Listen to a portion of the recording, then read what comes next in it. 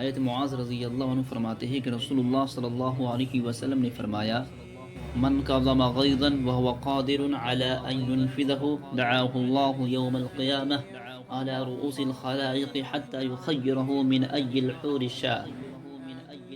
کہ آپ صلی اللہ علیہ وسلم نے فرمایا کہ جس نے اپنے غصہ کو قابو میں رکھا حالانکہ وہ اس کو نافذ کرنے پر قادر تھا،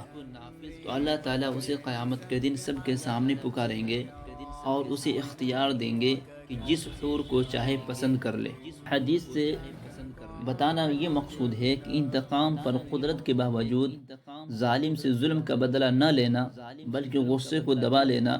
اور عفو درگزر کا معاملہ کرنا عند اللہ انتہائی محبوب اور پسندیدہ ہے۔ دنیا میں اس پر جو نقد انعام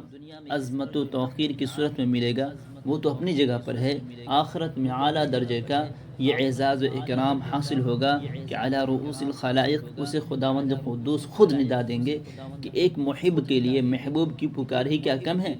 اس پر مزید یہ کہ حور ان کی بہشتی میں سے جسے چاہے اپنے لیے خاص اور منتخب کر لینے کا اختیار بھی ملے گا،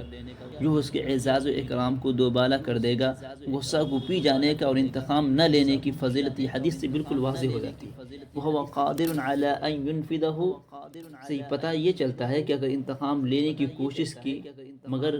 طاقت نہ ہونے کی وجہ سے، قدرت نہ ہونے کی وجہ سے انتقام نہ لے سکا تو اس کے لیے اس اجر و ثواب کا وعدہ نہیں ہے۔ البتہ اگر انتقام لینے پر تو قادر نہیں ہے مگر صلاح و تقوی کی بنا پر اس کے اندر انتقام لینے کا جذبہ بھی پیدا نہیں ہوا ہے تو انشاءاللہ العزیز اسے دنیا اور آخرت دونوں میں مذکورہ اعزاز و اکرام سے ضرور نوازا جائے گا۔